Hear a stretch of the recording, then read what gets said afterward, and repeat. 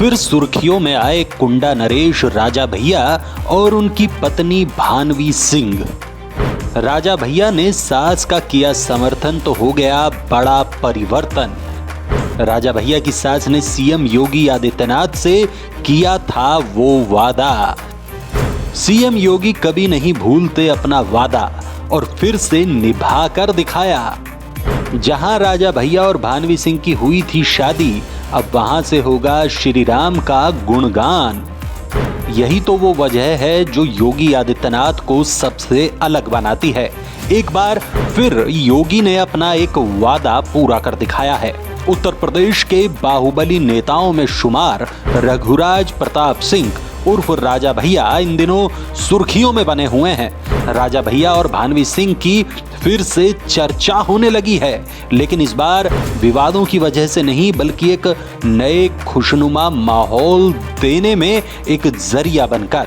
क्योंकि सीएम योगी ने जो वादा उनकी बड़ी सास आशिमा सिंह से किया था, वो वादा पूरा कर दिखाया है। ये वही जगह होगी, राजा भैया की ससुराल का वो हिस्सा होगा, वही विरासत होगी जिसे अब दुनिया के लोग नजदीक से देख पाएंगे और महसूस कर पाएंगे। सीएम योगी के इस कदम से राजा भैया के ससुराल में जश्न का माहौल है।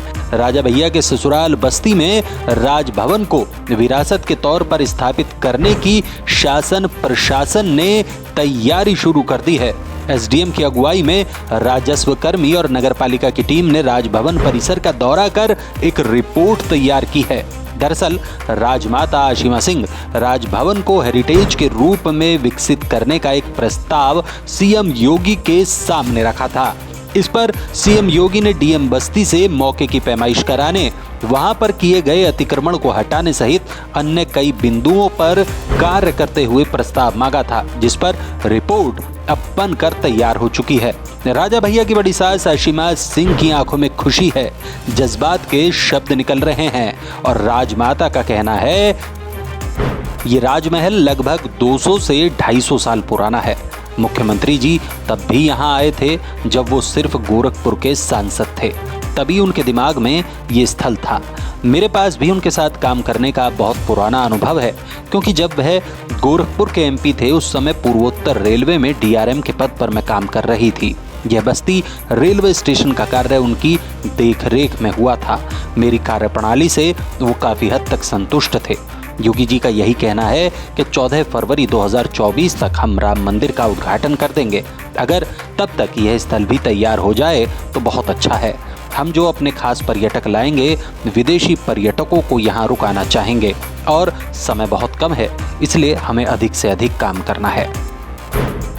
भानवी सिंह की शादी प्रतापगढ़ के राजपूत भद्री रियासत के राजा उदय प्रताप सिंह के बेटे रघुराज प्रताप सिंह उर्फ राजा भैया से 17 फरवरी 1995 में हुई थी। 17 फरवरी 1995 को राजा भैया की बारात बस्ती के राजमहल में आई थी, जिसके बाद राजघराने के पुरोहितों ने विधि विधान से भानवी सिंह और राजा भैया की शादी कराई थी। भानवी सिंह और राजा भैया की शादी में 1995 में मुख्यमंत्री रहे मुलायम सिंह यादव भी शामिल हुए थे। भानवी सिंह और राजा भैया की शादी के बाद अगले दिन विदाई की रस्म अदायगी की कहानी भी बड़ी दिलचस्प है, क्योंकि विदाई के समय उस समय के मुख्यमंत्री मुलायम सिंह यादव समधी के रूप में थे। अभी विदाई की रस्म चल ही रही थी कि मुलायम सिंह के ऊपर भानवी सिंह की मां मंजिल सिंह ने लाल रंग फेंक दिया था, जिसके बाद मुख्यमंत्री की सुरक्षा में तैनात सिक्योरिटी के जवानों में अचानक अफरा तफरी मच गई थी।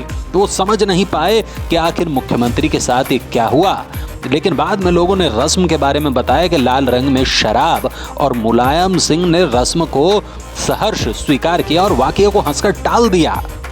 शादी के बाद 1996 में भानवी सिंह ने 2 जुड़वा पुत्रियों को जन्म दिया, लेकिन अफसोस की बात यह रही कि उन दोनों जुड़वा बेटियों में से एक की मौत हो गई।